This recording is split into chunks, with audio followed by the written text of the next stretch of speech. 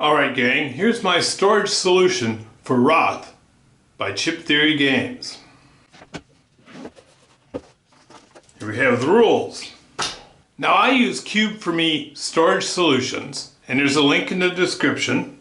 This is a Euro-sized card double tray, and I have the all-seeing dice here, the 8-sided die here, and the 6-sided die here. And over on this side, I have all the victory point tokens and the first player token. In this regular deck size box, I have all 9 of the action dice and the Cora gems. Here we have the cards. Now I'm going to set this up to play as I take it apart. And this is for a 4-player solo game, which is how I roll. In front of me I have the turn-round overview along with the action references. And then in their tarot-sized card boxes, I have everything that you need to play an individual faction. Now here I've got 4 factions for a 4-player game.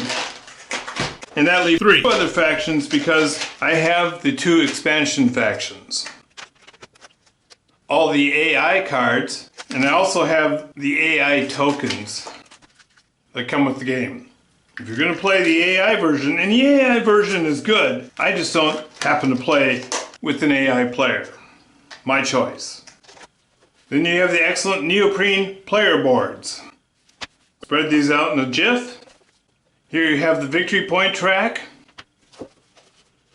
and the wonderful neoprene game map. For solo play, I set it like this. Then I put out the player maps for the factions I'm playing with today. And again, for quick setup, this is what I do. Now I will randomly choose a feat. Then I place the elite dice on the pads. And I leave the army tokens right in the bottom of the base and play it right on the card like this. And as you can see, these all set up really quickly. And when you're playing solo, 4 players, having a quick setup is really optimal. Boom, boom, boom, boom, boom, boom, boom. Now you're also going to want to select a first player. So 1, 2, 3, 4, 3. Paul Dane will start this game. Now you use 4 all-seeing die, and you set up your victory point tokens.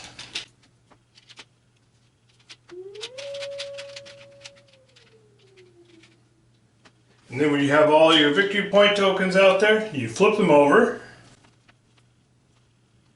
and see how the game's going to go today. Cover these back up.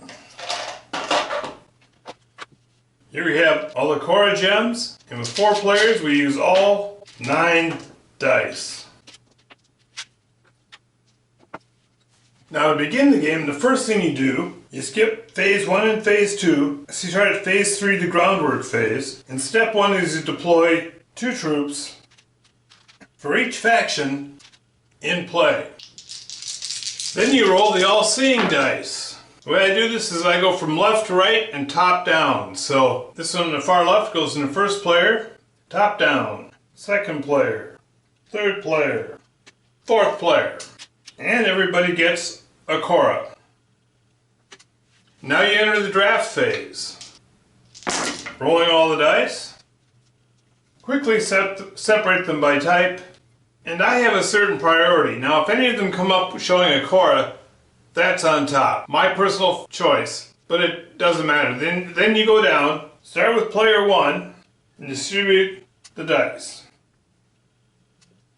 And come all the way to the end. We have 1 die left. It's back in there because everyone's score is the same at the beginning of the game. Also, you place a single troop counter out to keep track of scores. And now we're ready to be in. First goes in the victory point tracker. Then all the player mats. You've got the 2 game deck boxes, so you have all the pieces in here. Then you put in player reference sheets. Then you place in all the tarot size boxes. We'll start with the AI cards. And then start putting the factions in.